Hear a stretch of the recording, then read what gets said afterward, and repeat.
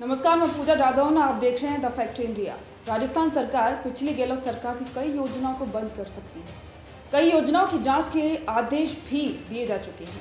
इस पर कांग्रेस के वरिष्ठ नेता अशोक गहलोत, सचिन पायलट, टीकाराम जूली और इसके साथ ही गोविंद सिंह डोटासरा भी तिलमिला गए हैं। नेताओं के बयान और उनके जल की बात हम करेंगे, लेकिन उससे पहले उन योजनाओं की बात कर लेते हैं जिन पर वर्तमान भजनलाल सरकार की नजर है। इसमें बाड़मेर रिफाइनरी प्रोजेक्ट की दोबारा से समीक्षा की जाएगी और केंद्र सरकार की मदद से निर्माण में तेजी आएगी।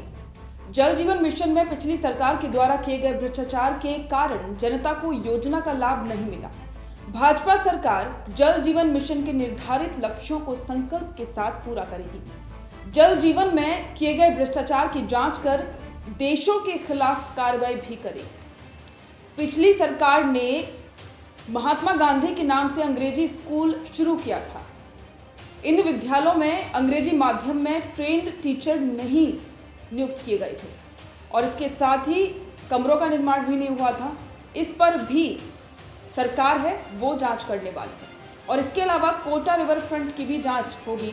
अब आपको बताते हैं कि इन पर कांग्रेस के नेता क्या बोल रहे हैं। इसे लेकर पूर्व मुख्यमंत्री अशोक गहलोत ने भाजपा पर वार किया है और कहा है कि भजनलाल सरकार ने राज्यपाल से कांग्रेस सरकार की योजनाओं के झूठे तथ्य पढ़वाए हैं। पूर्व मुख्यमंत्री अशोक गहलोत ने कहा कि पूर्ववर्ती कांग्रेस सरकार की योजनाएं ऐसी रहीं जिनकी चर्चा और सराहना प्रदेश ही नहीं बल्कि पूरे देश में हुई। आमजन और कई विशेषज्ञों का तो ये मत है कि इन योजनाओं को पूरे देश में लागू किया जाना चाहिए। नई सरकार का कर्तव्य है कि इन योजनाओं का और बेहतर ढंग से जनता को लाभ पहुंचाए और राज्यपाल महोदय के अभिभाषण के माध्यम से अपना विजन जनता के सामने रखे। ऐसा करने की बजाय सरकार ने राज्यपाल महोदय से अभिभाषण में पूर्ववर्ती कांग्रेस सरकार पर मिथ्यारोप पढ़वा दिए। ये उचित नहीं है। ऐसे कृत्य जनता के सामने इस नई सरकार की सोच को उजागर कर रहे हैं। आपको बता दें कि राजस्थान विधानसभा में राज्यपाल कलराज मिश्र के अभिभाषण के बाद सूबे की सियासत में वार पलटवार का दौर काफी तेज हो गया है।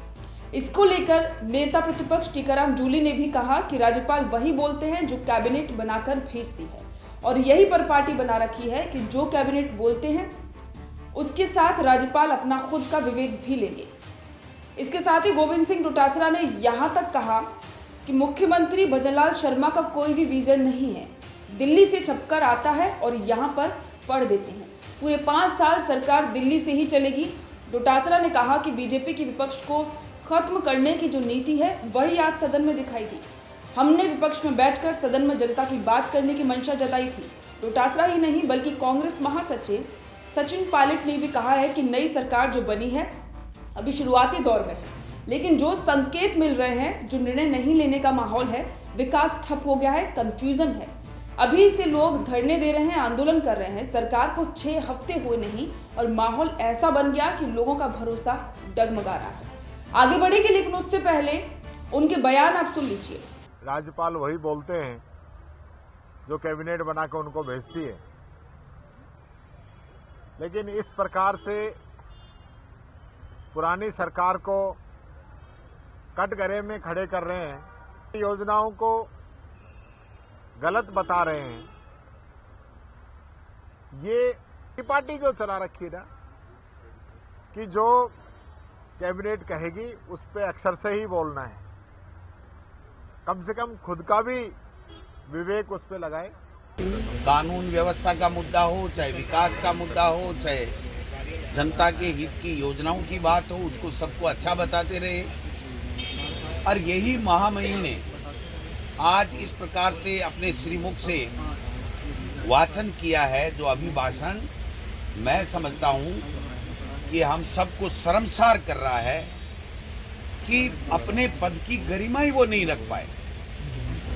उन्होंने जैसा दिल्ली से पर्ची सरकार बनी और जो दिल्ली से छप करके आया वो देश के प्रधानमंत्री नरेंद्र मोदी जी का गुणगान कर दिया।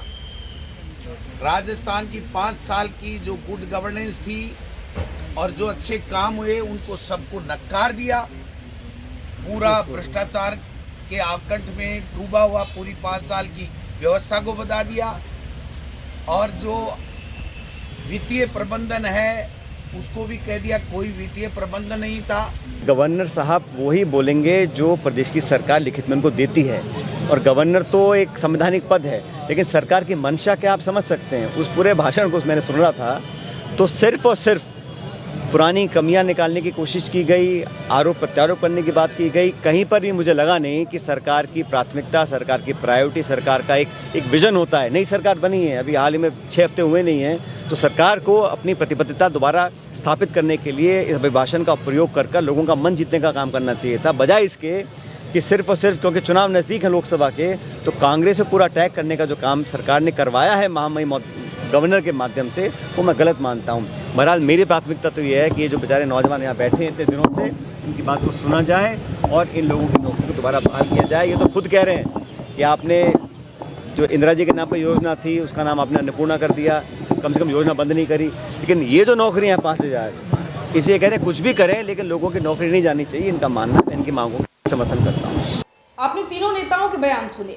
सवाल उठता है कि क्या अब पिछली सरकार यानी कि अशोक गहलोत सरकार के प्रमुख चेहरों को जांच का डर सता रहा है? आपको क्या लगता है? कमेंट करके जरूर बताएं। बने रहें द फैक्ट इंडिया के साथ।